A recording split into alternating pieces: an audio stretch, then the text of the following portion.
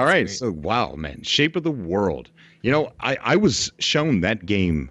Um, gosh, it seemed like a month or two ago, and I, for some reason, I'm busy. I really didn't pay attention to it too much. I seen it, and I'm like, wow, that looks really good. And then I had to go do what I was doing, prior to being shown that clip or whatever. And today, I seen it again, and I got to tell you, man, wow, Oh, truly, thanks. wow.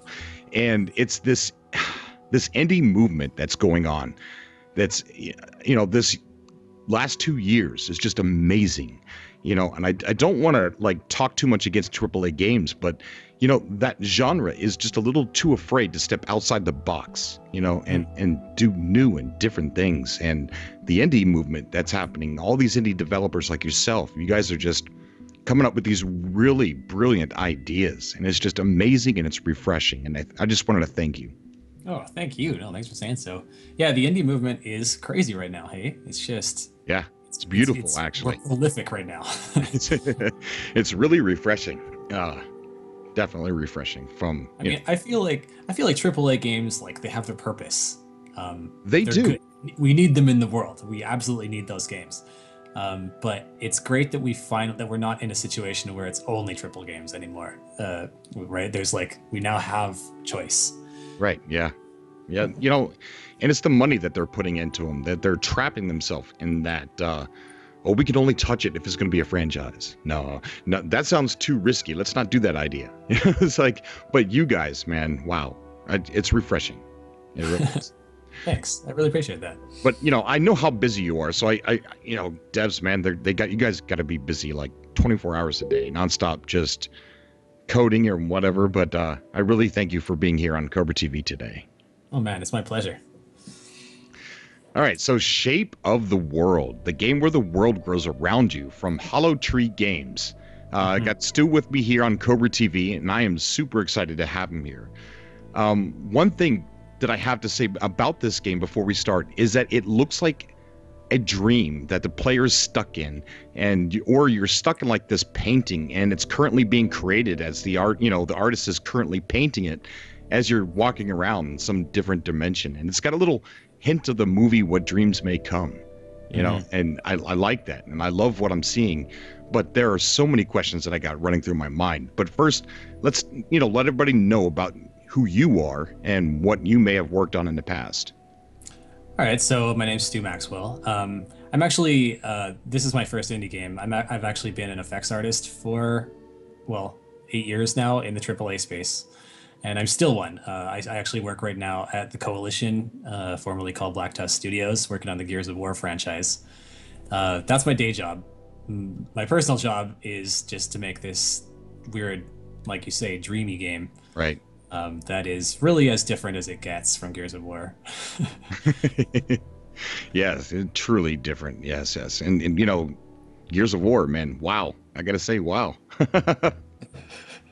Is that a surprise? Yeah, no, that's a whole different it's a whole different video right there.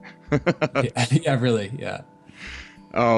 So yeah, I mean, but what was the influence on like the art in this game? I mean, artistically, when I started this game, I was looking at a lot of motion graphics. Like, there's like this motion graphics channel on Vimeo. It's just beautiful infographics being animated in front of you, and like highly graphical animated pictures. And I was just really into that. I'd never really done motion graphics, but just the aesthetic was really cool. And I didn't know of any video games that really did it too much. Um, and there is actually, since I started this game, another game came out called Metrico, which Hmm. is like literally based on motion graphics. Like it's like you're a little character running along bar graphs and pie charts opening up right in front of you. So that's cool that that influence is starting to, lots of people are getting influenced by that now. Right. Yeah. The other thing I was looking at is I have this book called Dream Worlds. Hmm. It showcases all the sort of vintage Disney concept art by this guy named Hans Bacher, and like the style of old Disney illustrations where they really flatten things, and it'd be about the color and about the silhouette. So there'd be like this big rock But instead of it just being looking like a realistic rock, like you could tell he's pushed it, he's stylized it. It's like asymmetrical, but it's balanced, and it's very flattened. There's not very much texture, so you just really get that beautiful silhouette. And that's like those two things kind of came together. And I just wanted to see that in a video game. Like that would just be a very visually sensual world to explore. Yeah, yeah, and you're right. And when you're going through the game, when I'm watching the trailers, and you go through those arcs or whatever they are, and it just completely changes the whole color scheme. You think to yourself like, wow, I like this color scheme. I don't want it to change. And then when you go through it, you're like, whoa, I like that one better. Yeah, it's really cool. I enjoy it. You could enjoy something, but it's the contrast. It's the contrast of switching from one to the other that's going to give you that rush. Yeah, definitely. And that's something that you play with in music videos a lot, right? You can cut from one scene to the other. You can do crazy transitions. I used to watch a lot of Michel Gondry music videos. Like he did a whole bunch of Chemical Brothers music videos and really trippy stuff. And yeah, that sensation of trippiness is something I've been into for a long time. Yeah, definitely. Now, you mentioned on Twitter that you're a fan of No Man's Sky. Did the concept of this game, the procedural, wanting to make a procedurally generated game, did that have anything to do with it? Well, when I started this game, I don't think they'd announced No Man's Sky. Oh, yeah. I remember watching that at the E3 and being like, oh, someone else is making a 100% procedural world. But I mean, No Man's Sky is unique in the sense that it does look like they claim it's 100% procedural, right? Right. Yeah. It's not 100%, almost, but yeah. To my eye, I mean, that is to say, like the landscape is procedural, the creatures are procedural, the trees are procedural, like all the things, right? Right. Like to my eye, that E3 trailer from was it last year? I think so. Was highly edited and had a lot of craft in it, like you can see because it's just so perfect. Mm-hmm. But at the same time, it's trying to explain the concept of a fully procedural world. My world's a little bit more of a hybrid. I craft the landscape. Oh wow, really? But it's procedurally populated, so all the things that grow, all the bushes and trees and the life form that flies around, that stuff's all procedural. I see. Huh, that's really cool. And you've made this in the Unreal Engine 4, correct? Yeah, that's a pretty stellar engine. Yeah, I've noticed they're making quite a few games that I got my eye on. When like Identity, they're using the Unreal Engine 4. But oh yeah. So it also has a custom responsive soundtrack. Now, is that procedurally generated like what Hello Games is doing, or is it just it just knows what track to play at what certain time? Well, okay, that's a bit of a hybrid too. Like the musical elements are going to be crafted, and then it's sort of like the mix is a little bit interactive. So it depends what you're doing and where you're going, and you know what I mean. We could mix parts of music, so there might be a bass of sort of a South Asian drone, and then you could mix a beat onto it if you're climbing this hill, right? But there's going to be full pre-designed tracks mixed in. So like I say, it's a bit of my hand is in there. I'm crafting parts, but I'm also making sure that it can all fit together in like a unique way for each player. So each playthrough, really. Right. And you currently have a Kickstarter for this, right? Yeah. Okay. Yeah, so I will put the link down below. It's also on the Twitch feed too. Awesome. But I saw something on your website, something like if you become a backer, do you get like some kind of book of concept art? Yeah, one of the tiers comes with an art book. That is really cool. There's actually 2 art books. So there's like a lower tier is a paperback art book, and a higher tier is a full hardcover art book. And we're going to fill that thing with loads of concept art, sketches, screenshots. Yeah, I was going to say, man, you could use actual screenshots of the game. They're good enough to put in the book. Yeah, that's the goal. Someone said to me in a playthrough, I was showing it off at one of the local indie dev meetups, and he's like, everywhere I look, it looks like a screenshot. I could take a screenshot at any time and it would look great. And I'm like, yeah, I guess that's one of the things. I like exactly. That. Okay, so wow, up until like today, I really didn't know too much about the game. I do know a little bit more now, but for those people that they've never heard of it, they've never seen it, or maybe they have, they just didn't pay attention to it. Tell everybody what the game is actually about. We'll get into the nitty gritty and ask a bunch of questions later on, but what would the back of the disc case actually say? What's the game about? I think it's important to understand this little fact about my childhood going forward. So when I was a kid, my parents, this is like one of my favorite memories, really. My parents took me to this gigantic hotel in the middle of the Canadian Rockies called the Banff Springs Hotel. Mm-hmm. And it's absolutely massive, okay, by any measure. But to a kid, and I think I was like 11 years old or something, it's just gargantuan. And as a kid, you don't get to freely roam that much. Like, you're usually under your parents' guidance. Right. But my parents were going to a Christmas party. They went to their Christmas party and they just let me wander around the hotel all night by myself. And I remember just getting lost, right? Like, you go through a few doors, climb a few stairs, and you have no idea where you are. And it's like, maybe as a kid, I've never even been lost before, right? Like, truly by myself, alone, wandering a foreign place, completely lost. And then that's a little scary. But then when you come across an area that you've already been, you found yourself. But then I remember just saying, oh, well, I know where I am again. And I would just run off and get lost again. Like, it became a goal, it became a game to just go experience that feeling of not having an idea which way north is or what floor you're on. And right. Really, you don't even know what building you're in, right? Because it's just a bunch of interconnected buildings. Yeah. So that's, I've been thinking about that lately. And I realized that, like, as an adult, you don't even get to get lost. Like, you get to know your city and the paths that you take to work or school. You get to know those paths really well. Right. And if you are traveling or in a part of the city you don't know too well, you just pull out Google Maps, right, and solve that problem with one button press. So, at video games, it's even worse. You never get lost in a video game. You can't. They always give you a map. They always show you with like a dumb arrow or something where you're supposed to be going. And then they even build it into the world. Like, you just look around and the big bright part is where the exit is and the dark part is where you came from. Right. So I realized that, like, okay, I think too much effort has been put into making sure that no one ever gets lost in a video game, when in reality that sensation is fun. Like, that sensation alone is interesting, to just go explore, get totally immersed in a place, don't worry about where you are, just go experience it. Yeah. So that's kind of my goal with this game. So when the way the forest works, how it looks really simple and plain, barren, and then as you walk through it, a forest starts growing up around you, and eventually you don't even know where you are, right? It's guided you around in sort of a labyrinth of dense forest, and you're completely lost. And it's like, that disorienting quality is what I want to give players. Like, that fact alone is interesting and entertaining. Wow.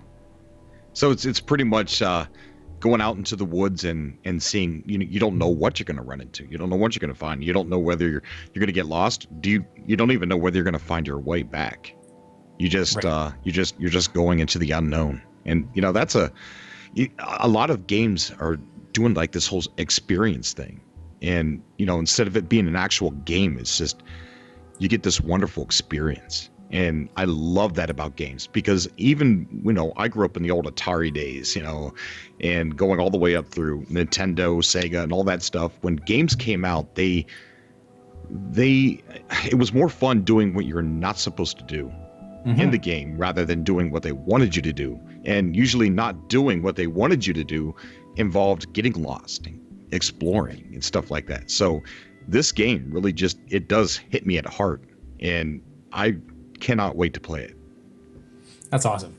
Yeah, I think that's exactly it, right? Like, I remember spending way too long in Quake trying to like climb up the hills, like trying to like, get out of the world, and then get up to like the highest point in the world where you're definitely not supposed to be, and use a series of rocket jumps, which I guess when they first released Quake, they didn't know about rocket jumps yet. So, you use a bunch of rocket jumps to try and get to like a spot where you're not supposed to be, and then you find those invisible walls everywhere, right? And it's like, you have to go out there before you even know there's an invisible wall there. Those are fun memories. Yes, they are. And I have to ask this, though I am the person who understands the most that you do not need an actual goal or an end game or a story to enjoy a game, especially if you've known my coverage on No Man's Sky. But is there a goal or an end game to shape of the world, or like, why am I there? How did I get there? Is that left for us to make up, or is there a reason? We have to find out. I don't want to get too much into the story. We'll have to. I don't want to spoil. Oh, so there is a story. That's good. Well, I'm not saying there's a story. I'm just saying that the story is. All I'm going to say is it's going to be ambiguous enough that it's highly up to interpretation. Okay, good. But technically there are goals. If you look at the Kickstarter trailer, which is kind of like a condensed version of a level, like sort of like a 3-minute walkthrough of a sort of a level approximation. Yeah. When you first start the game, you go through this pink gate, and immediately you see this triangular gate in the distance in a rock arch, right? And everything else is stripped away. It's obvious that that's where you're going. Right. And that's like the part of the level design is like you're gonna be given a hint right at the beginning as to where your ultimate destination is in order to progress. But there's a long journey between here and there. And that journey is very optional, right? And the way that the forest works, because as soon as you start walking, this dense forest comes up around you. Pretty soon, you don't see that gate anymore. And because of like the winding hills and all the various paths and rivers that block your way, and all these different things, it's not going to be immediately accessible. And in a perfect world, you're going to actually be teased away from that goal and actually get a little bit disoriented. To the point that you may even just forget about that goal. Wow. So it's actually going to take some time to explore, and you're going to enjoy the journey, and you're going to get immersed. Wow. So when it's bare, you can actually see what you're supposed to do, where you're supposed to go. But as it grows up around you, you lose it? Yeah, exactly. Eventually, you're going to feel yourself in like a valley surrounded by trees, and you can only really see 10 meters in front of you. Wow. But then eventually you're going to come out to a cliff, and you're going to have like that vista shot again, right? So there's moments where you could be reminded of what your goal is, but it's like the balance that I'm trying to achieve is to let you be okay with taking your time and getting there. Okay, so that almost answers my next question with what's your hope for shape of the world? Like, what kind of experience do you hope the player has? Like, what does he walk away with? Are you hoping for the player to have an experience, or like? Yeah, that's well, yeah. I mean, it is an experience. It's an audio visual experience. It's something that hopefully will tickle your senses, right? And just get that sort of experience out of it. And like the experience is the joy of exploration, the joy of going on a journey and getting lost. Right. And lots of little surprises on the way, right? Yeah. Every time you go through a gate, something's going to happen. I see that. Yeah. There's going to be lots of little discoveries along the way, little creatures to find. And there's no combat, right? There's nothing to fight within the game? No. Okay. And so honestly, like a lot of this is inspired by just me going through. So I live in Vancouver, Canada, right? And we have this. If you've ever seen the helicopter shots during the Olympics, like there's this old growth forest that's right beside downtown. It's called Stanley Park. Okay. And I used to live downtown, and I used to take my bike all the time and take it out into Stanley Park and just kind of get lost in the trails, like this sort of network of trails throughout that huge forest. And, it's beautiful, like being so close to nature, like you forget how astounding it is to just be biking along a path and then look up and then there's like 100-foot cedar, like just this really, really, really old cedar. It's impressive, like a skyscraper, or like, like a special piece of architecture. So there's all these little discoveries, and then sometimes you find a raccoon, right? or like a whole bunch of goslings or something really cute. So there's always little, like, it's kind of like a meditative journey, but there's little surprises along the way. Okay. All right. So I noticed in the trailer that you could fly. Why is that? Are you using a device to fly, or is it just considered a dream? You're lost in a dream, and that's why you can fly. It's more like a dream. I see. It's more like everything is surreal enough about this game, hopefully, that I could throw in random things and you won't question it. It'll seem ordinary enough, right? Like right away in the trailer, you see fish flying through the sky. That's a hint that this is not Earth. This is Yeah, not right. the ordinary. You're not just gonna go for a regular walk through the woods today. You might actually find yourself jumping off a cliff and then staying in the air for some time. And this takes place on one planet, right? Not multiple. Yeah.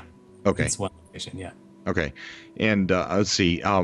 So when I was looking at the trailer and you go through these arches, and we talked about it a little bit, the contrasting color scheme change. What significance does that have a significance to the game? I mean, you don't have to tell me what it is, but is there a reason why it's changing to different colors, or is it just trying to tickle your senses? Things like this are open to interpretation, right? Like it's designed in such a way that you can read it in different ways.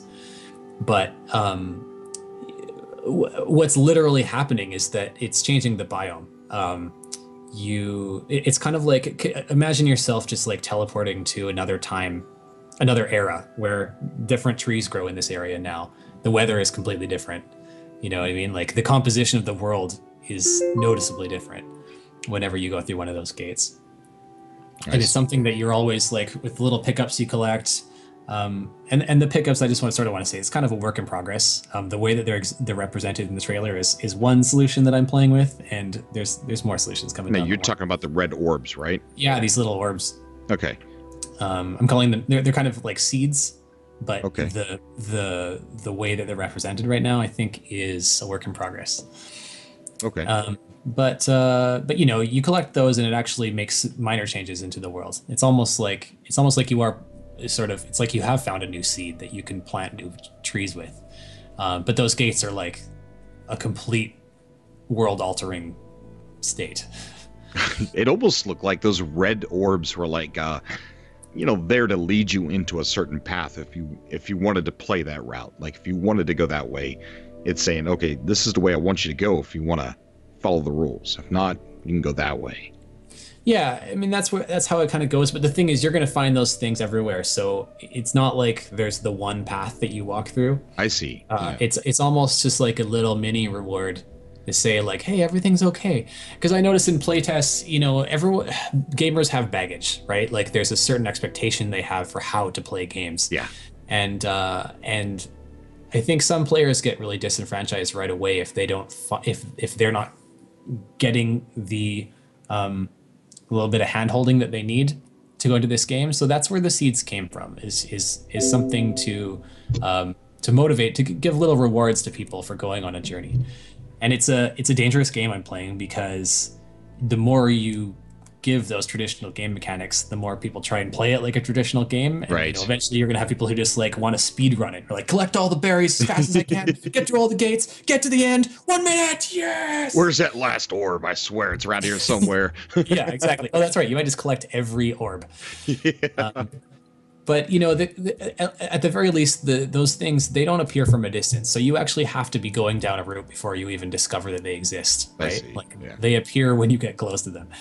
But like I say, that's something that I'm playing with. It's one of the tools I have to use, but I'm being cautious not to overuse it, because I don't want to train the player to essentially collect all the points and speed run the game.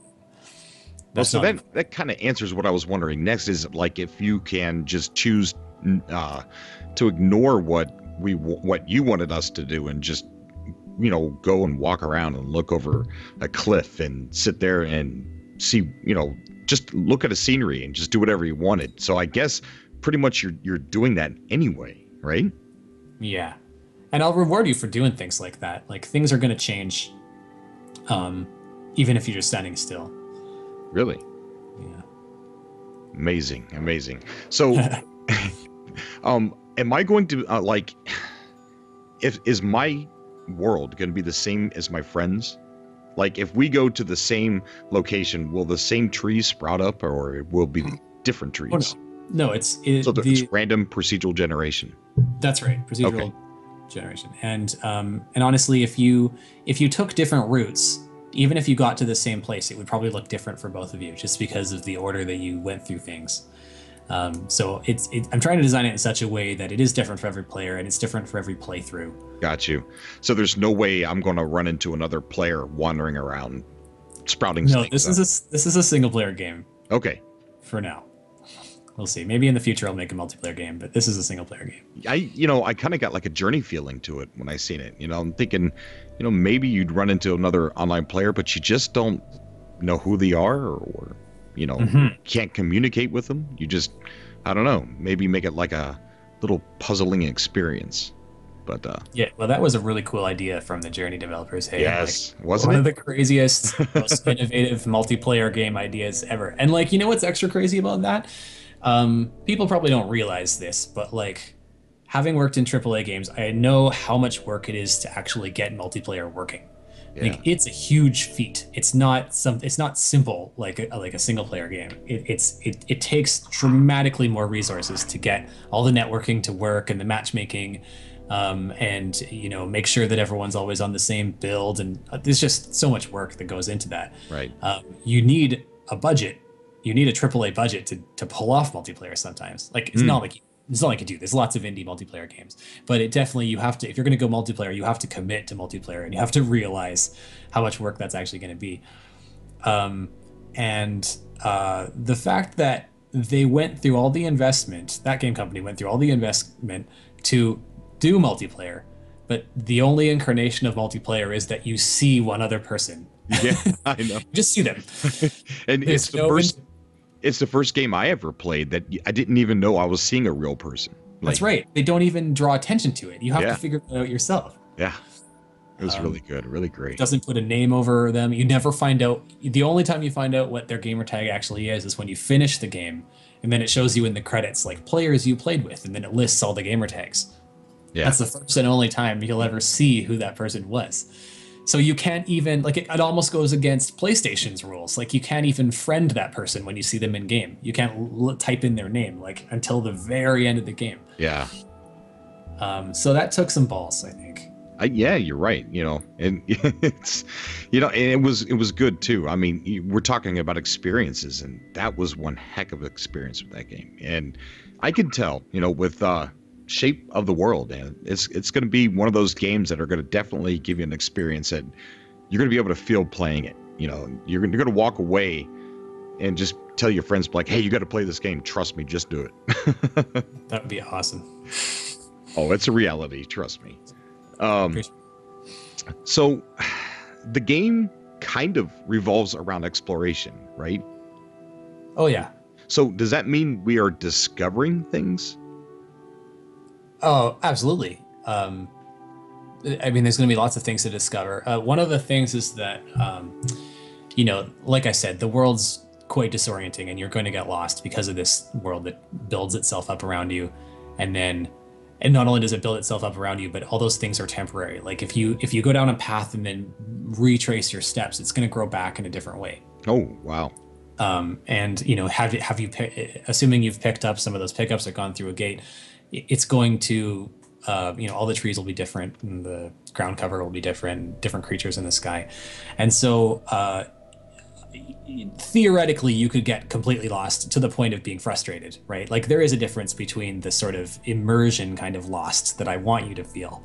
Like, who cares about the final goal? I'm just going for a walk. Yeah. Versus like, okay, I'm just trying to fucking get to the exit, and I have no idea where I am. I'm stuck in this valley and I hate my life. So one of the qualities about the gates is that they erect these monuments that are permanent. So it actually starts to turn a very ambiguous space into a little bit more concrete space that you'll recognize. Wow. And so that's actually like the design of the monuments is kind of like some of those discoveries that you make. It should feel like a little bit like you're having an impact on this world, a permanent impact. So you talked about and I've seen them too, the fish that are in the sky. Are there other living things that we'll see along the way? Yeah. Wow, really? I've got this friend, his name's A. Thomas Goldberg. He's been helping me with sort of procedural animation systems. Yeah. That's his background. And so he developed this sort of flocking system that is totally dynamic. So, it doesn't matter where the trees grow, they'll always fly around it. They can sort of discover their own path. Hmm. And yeah, he is going to be working with me to build out more and more of these different kinds of creatures. Amazing. That's yet to come. And you have to excuse my ignorance here, but how old is the latest trailer? Like, when was the last time you've given footage out?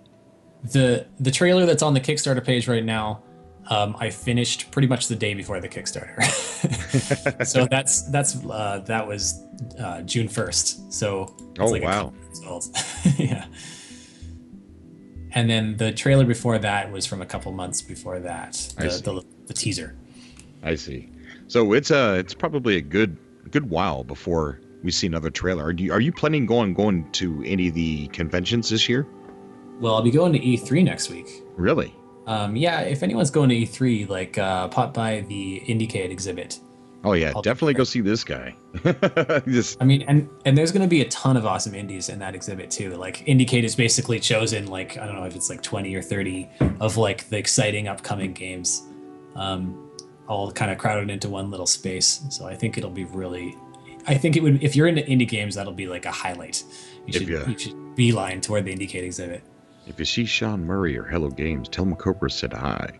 I will. Yeah, I'll see. I don't know. Is he doing conventions right now? I think they're doing something, but I don't know what. Danny O'Dwyer kind of hinted to it, but we'll see.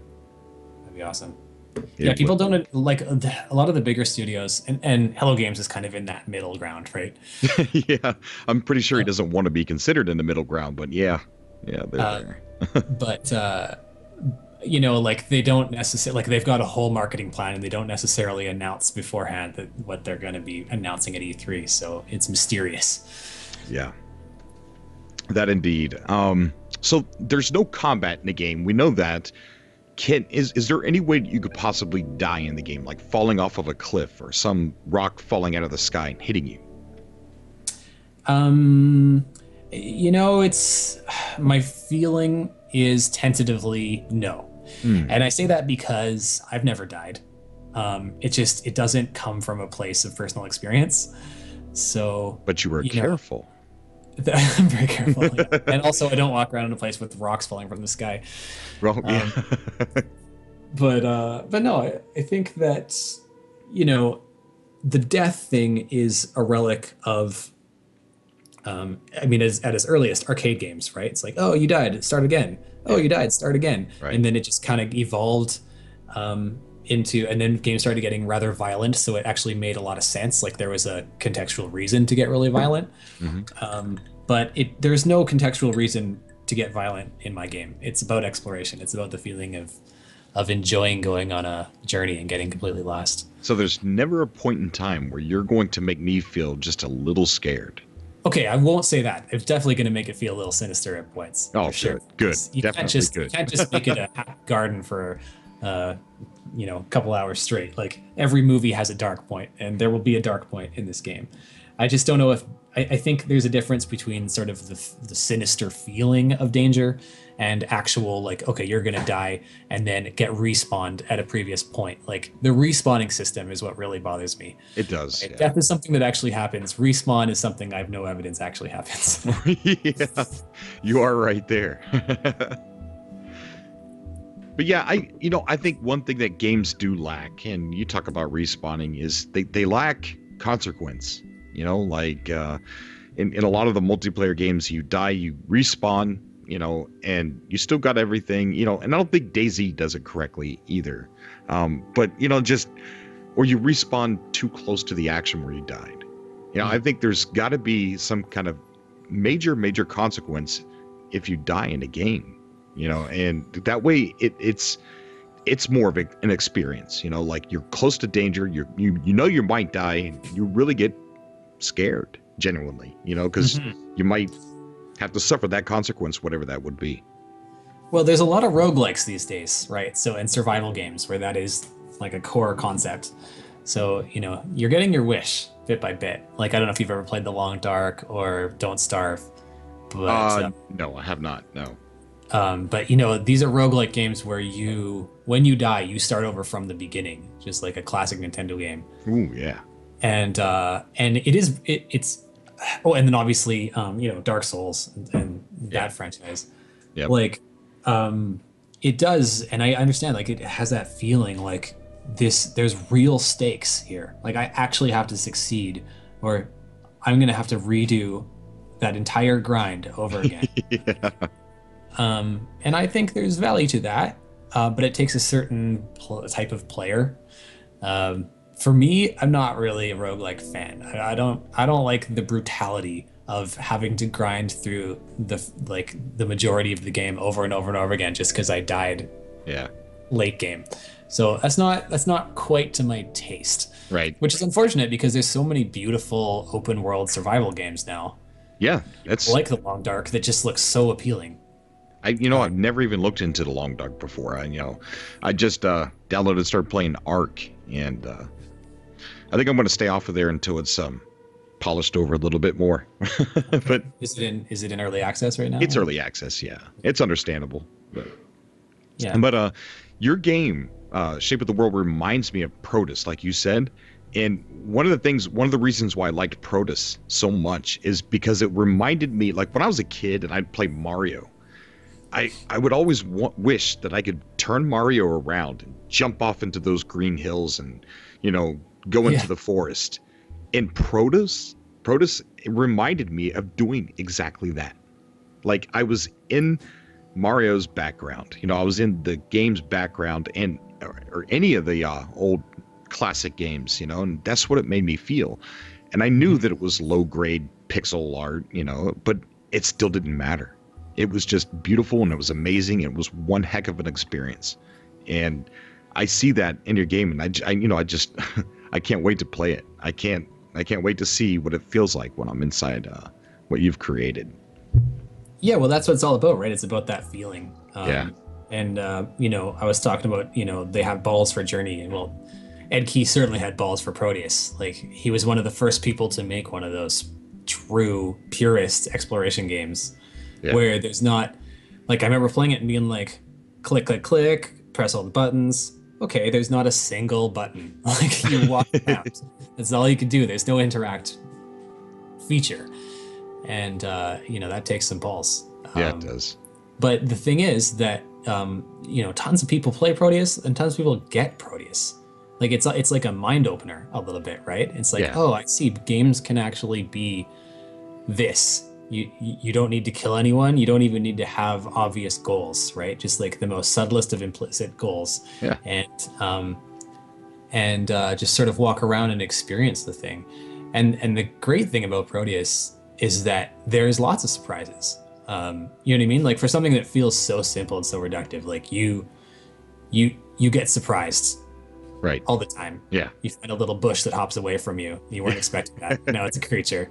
And, you find some like relics at the top of a hill, and just, you keep discovering big things that you weren't expecting. Right. Of course, I have a friend who played Proteus, and, he found a way to kill those little creatures. Basically, if they hop away from you, and if you actually chase them, they'll hop into the water and then they disappear. And he's like, "Yes, I killed something!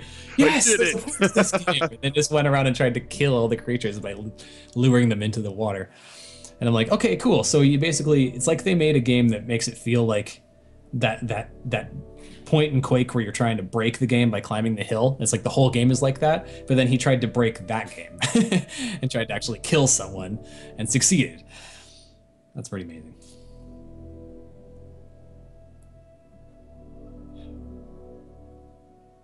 That's it. So what are we looking at for a release date? Right now, the release date is up in the summer air. 2016. What is it? Summer 2016. Oh yeah, summer. And this is assuming the Kickstarter succeeds. That'll really help that. They might be a little slower otherwise. Well, I hope it does. I really do, because I would love to see it summer 2016 or even sooner. So yeah. As far as platforms, Xbox One, PC, is that what I read on your website? That's right, and Mac. And Mac. And so definitely confirmed no PS4. I'm Not as of yet. The way I look at it is I don't think I necessarily, as a really small team, have all of the time to do every console. So at some point, I just kind of have to draw the line. I'm getting it onto a mainstream console. I'm getting it onto PC, Right. my beloved PC. Giving the Mac guys a favor because there's too many awesome gamers on Mac that need some pretty sweet, colorful, beautiful games. Oh yeah. And stretch goal after that is VR. Because they would make a Quake yeah. VR Oh game. my gosh. Yeah. So really it's a amazing. trade-off. It's like, do I go down the PS4 route or do I go down the VR route? And for me, it just makes more sense to hit VR first. Very true. Very true. Have you messed around with the VR, the dev kit with the game? Yeah, we got it running in Oculus Rift. Really? To some degree. So what does that feel like? Like, explain that experience to me. Dude, I haven't even done it. A. Thomas has done it, and he's told me about it, and I haven't gone over to his house and played with it yet. So I don't even know. Has he come out of it? Awesome. Has he come out of his house ever since he's been using it? That's right. I haven't seen him ever since he put it on. There you go. Did you see that thing today on the Oculus Rift press conference where they're like, they say Oculus Rift, it now works with Xbox, and then they show someone wearing the Oculus Rift. And then what they see is them in the room looking at a TV screen with the Xbox on it. Yeah. I don't know what was that idea. Yeah, very much. All right, so what else, like, as far as the Kickstarter is concerned, are you going to be getting a physical release with this, or is it just going to be digital?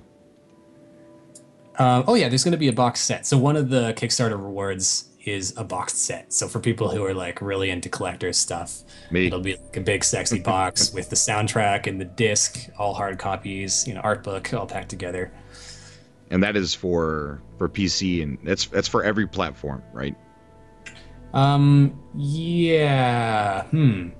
So I don't remember what we decided on that one. PC for sure. If I can get an Xbox disc, okay. I think I get it. It depends how many people actually order this box set. I think honestly, like if it's a manageable quality, then I'll go buy the discs myself and make it happen. Awesome. Yeah. I mean, that's what I'll be buying it on myself as PC because I got a PS4. Nothing wrong with that, man. Nothing wrong with Xbox either, but yeah, I'll definitely be getting this on PC, and I will be getting is the Kickstarter the only way to get the box set? For now it is. Okay. Yeah, I think so. I don't have any plans to extend it beyond the Kickstarter. All right, so if wow, really? If anybody out there's a collector and you guys want to get the box set, you better go on over to the Kickstarter and get it there. I mean, so when you become a backer, you're pretty much you're buying the game already, right? You're just pre-ordering it and helping you out, or what's it's one part pre-order, one part like access some sweet limited edition swag, and one part helping the developer along, because that's really what it's all about, right? It's like it's a platform to make sure that I can actually make this game without having to sacrifice my creative desires to go to a big publisher. The more investors, the more publishers you have involved, the more the project happens to change outside of your control. And then Kickstarter is just like, okay, it's people out there supporting what the game is designed to be, right? The way I want to make the game. Right. Oh, that's good, man. I really look forward to this title, and I'm going to get off here and go back you and get that box set because I got to have that. That'd be awesome, Cobra. Well, you know it. All right. Is there any last words you'd like to tell anybody?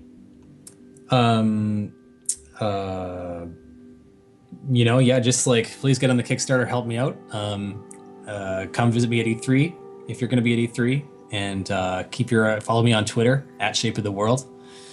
That's my voice on Twitter. I've abandoned my personal account to tweet full time as Shape of the World. And I'll see you out there. Awesome. You stay in touch, bud. I will. All right. Thank you so much for coming on the show, man. I do appreciate it.